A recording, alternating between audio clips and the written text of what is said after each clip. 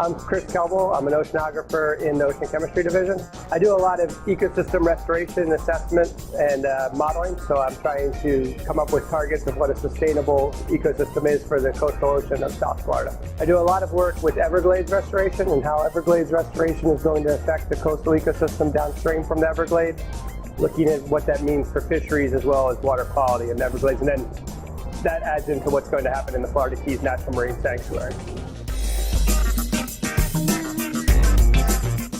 I'm kind of unique in that I do observational research. I also do some modeling research, and I do some laboratory analysis, but definitely more observational and modeling. I go out to the field and look at the water quality parameters in South Florida, so that's everything from the nutrients coming off the coastline. So as the agriculture fertilizes the land, they put nutrients into the rivers, and eventually that makes it to the coast, and that can cause phytoplankton blooms, which can be both good and bad for the ecosystem.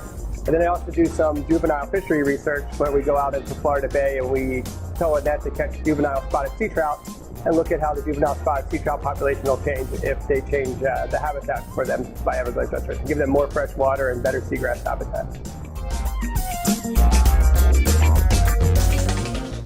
In the lab, a lot of what I do is creating models to try and make an understanding out of the data. We collect a lot of observational data, and then I use the models to come up with an understanding of why we see the changes in populations that we do see. What is the underlying cause for those changes?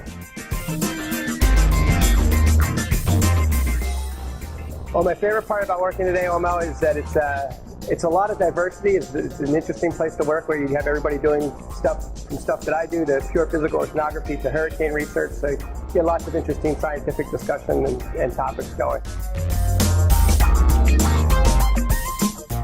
I was real young. I was in 4th grade probably, I think it was. At least that's what my mom tells me.